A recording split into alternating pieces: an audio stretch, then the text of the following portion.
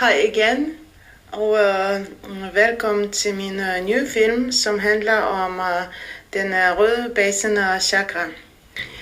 Som I kan se, er der en figur i en flot rød farve, der forestiller en lotus med 4 blade og en trekant, som peger mod jorden. Dette chakra findes nederst i rygsøjlen.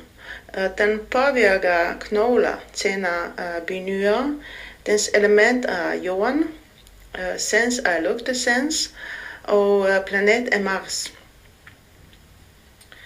Dette chakra giver os stabilitet. Den giver os tryghed. Den giver os sikkerhed.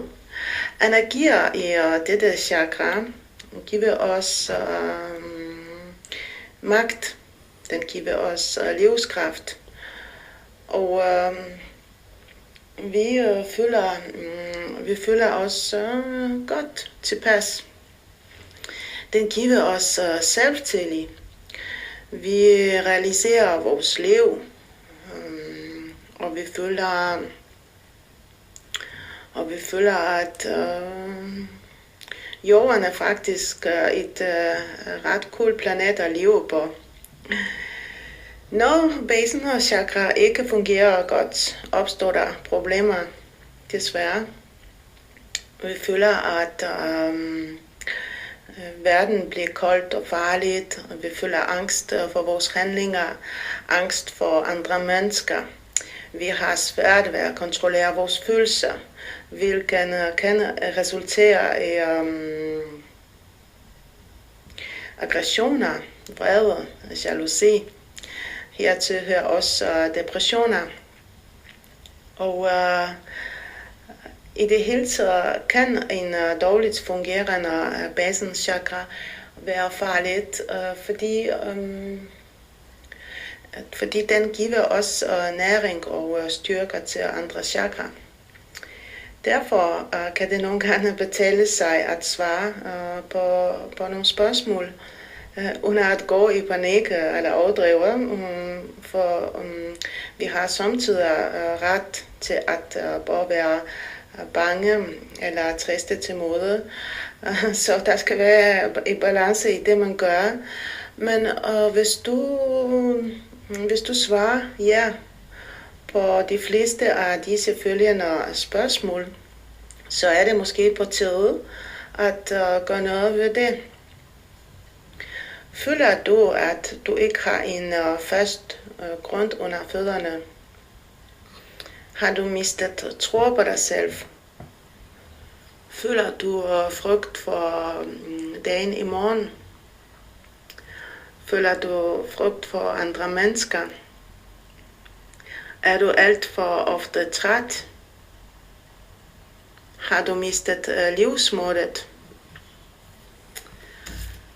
For at rense chakrat behøver du faktisk ikke have nogle særlige evner under forløbet, fordi alle kan faktisk gøre det. Og jeg vil gerne anbefale en stilling på cirka 10 minutter, hvor spidsen af tommer og pegefinger samles. Og i denne mudra-stilling, imens du gør det, kan du sende intentioner op til den universelle energi om at udrense dine basenchakra. Du kan faktisk sidde i den position, imens du kører i bus eller ser fjernsyn. Den anden fase, det er at arbejde med sten og dufte. Og jeg vil anbefale sten,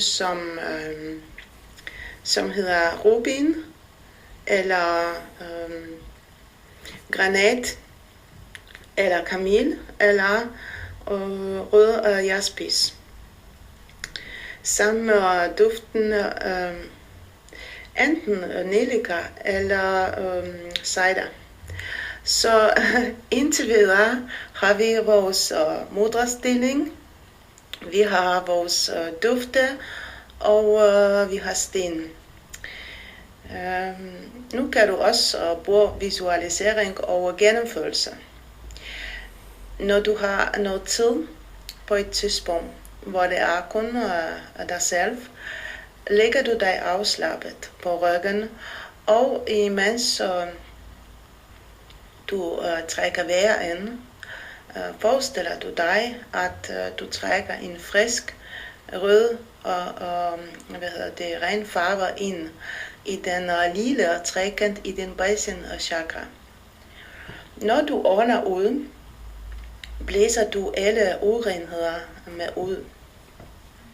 I form af for eksempel dårligt luft eller små stykker urent. Det kan for eksempel være sand. Men din sjæl skal nok fortælle dig, hvad den føler og hvad den ser under udrensningsprocessen. Imens du føler denne fremgangsmåde, vil du muligvis mærke forskellige ting. For eksempel en kildrende fornemmelse eller nogle bølgende vibrationer. Hvis du mærker noget, må du ikke blive skræmt af, fordi det betyder og er kun tegn på aktivitet i din chakra, og at den er i gang med en renselsesproces. Du skal forestille dig, at den kraftige røde farve har også rettet og forstærker din ryg. Og efter udrensning er der så meget af den røde farve i overskud, at den også langsomt falder ned gennem dine ben, helt ned til fødderne, forstærker dem. Og derfor fra nu af vil du også træde mere fast og mere sikker med din fod. Nu hvor du er helt færdig og skal afslutte processen, forestiller du dig,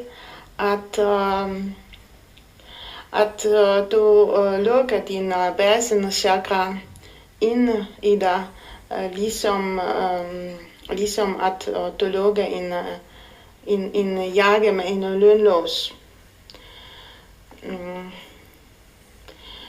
Derpå skal den hvile, og efter en så stor udrensning, hvor den har får både stor opmærksomhed og energi, vil chakra selv fortsætte den videre udrensning. Og vi vil som regel også kunne mærke store forandring inde i os, men også ofte stor positiv forandring i vores liv. Hvis du mener, at du har brug for endnu en stor hjælp til udrensning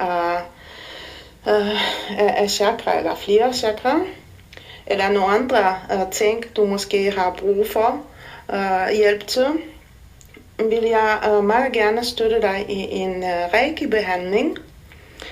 Og her vil du mærke effekten med det samme, og det vil du gøre både gennem rensning og senere ved en beherlig følelse af indre ro og harmoni.